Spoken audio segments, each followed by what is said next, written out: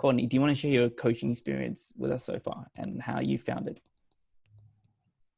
The way I found it was very, very rewarding. So you just got a bunch of girls just chucked into you, given to you basically. Tuesday, Thursday, you just nurtured them through basically, I don't know, especially the girls that I first started with, they were very minimal with what their abilities were. Yep. And the last time, like I saw them was like last game of the season, like the progression of how they like evolved to be like better players was just really rewarding. And just seeing it just weekly just change, and even their mindset towards like the game just changed as well. It wasn't just like, oh, we're here to just have like a little social game of sport. Like by the end it was just like we do want to win, it's competitive, we don't want to like lose or something, you know what I mean? Yeah, no, totally. The drive in there was different from the start to where they were ended, but they all went their path now. Yeah. And Jorja, how was your experience coaching? Well, like Courtney said, it's very rewarding. I actually found it really good because it was my first year coaching last year. Yeah. So I was taking the under 12 girls, and these girls had played soccer previously, like little under 9s and stuff like that. But it was just really good to get in there and just show the girls like why I'm doing this and like all the skills that they can pick up from it and have their knowledge like expand towards the game and everything. But yeah, it was just really rewarding because like Courtney said, you would start off with the girls with the basics, and then as the season progressed and got to the end, they were really showing what they learned and their knowledge towards the game, which was really good. Yeah. You hand off what you learn as well, so you pass on to what you also learn. Even like sometimes at trainings, like I'll do what I did last Tuesday night or last Thursday night. Yeah. I'll put that into what I'm also teaching my girls, which was pretty rewarding as well. Yeah, definitely. And just want to look at some of the challenges that you found coaching in your first season, either on the field, off the field, and how you overcame them. Probably for the first season of mine would been managing. Yeah. Managing, like I wasn't the manager myself, like the team manager. Yeah. But just like the off the field side, it was probably pretty difficult. Yeah. And just getting parents information across, mm-hmm. which I did pretty poorly the first year, but adapted to the second year a lot better. Yeah. Yeah. Just learning from it. Yeah. And Jorja? Well, I was only taking the girls for training every Tuesdays and Thursdays, so there was a parent doing the Sunday games, which was good for the girls and everything like that. Mm-hmm. But yeah, I just found it really hard to try and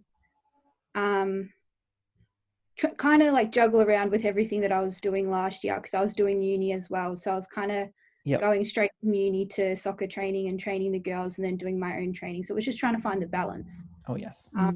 But yeah, it was hard trying to make game days when it was an 8 o'clock match and I'd have to drive 2 hours there and then go drive another couple of hours to play my own game and everything. So yeah, it was very beneficial that there were parents that were willing to step up and help out where they could. It was really good. That's great. That's great to hear when you've got that parent support behind you. Yeah. Makes a difference. What would you say to younger players looking at coaching, or, your message to get young females involved in coaching? Give it a go, I reckon. Yeah. The way I expanded my own game by coaching as well. Like I reckon I became a better player by coaching, because you kind of have to know what you're doing. Yeah. To put it onto someone else. So I feel like I even became better. Even you get more confident around. No. Like I was 16, I think, 17 when I was coaching. I can't remember. 16, I think I was the first year. Yeah. And even just like communicating to like older people, like the parents and stuff, you just grow so much as a person from just coaching. Yeah. And Jorja? Yeah, it can just change the way that you look at the game, like by just organizing drills for training and stuff. You're like, oh, like that's really good. Like this is why that drill helps me with this skill and stuff like that. Like it just helps with your progression through the game and everything like that. So I just say go ahead and do it. If you want to give it a go, there's no harm in doing so. If you want to help other people with what you know, it's a good thing to do. Yep, perfect. Thanks for that, and thank you for your time and sharing your experience and knowledge. No worries. Thank you. Cool. Thank you. Thanks for that. Awesome. All right. Yeah. Was there anything else that you wanted to talk about? Or are you happy with? I'm happy with it. All good? Yeah. I think in regards to female coaches, I think I only had one female coach throughout the last few years, and that was only through Gippsland rep stuff. Yeah. So, yeah. Yeah, I don't think I've ever been coached by a female. I know there's plenty out there. Yeah. It's more nowadays because it's growing, Yeah. but back maybe when I was younger, it wasn't as much, or not even last couple of years. But it's slowly changing. I think it's more females are playing, and now they're starting to coach and so forth. Yeah, it's just a cycle. Branching off as well. Yeah, like you two are a classic example. You're playing, but now and you're also coaching more.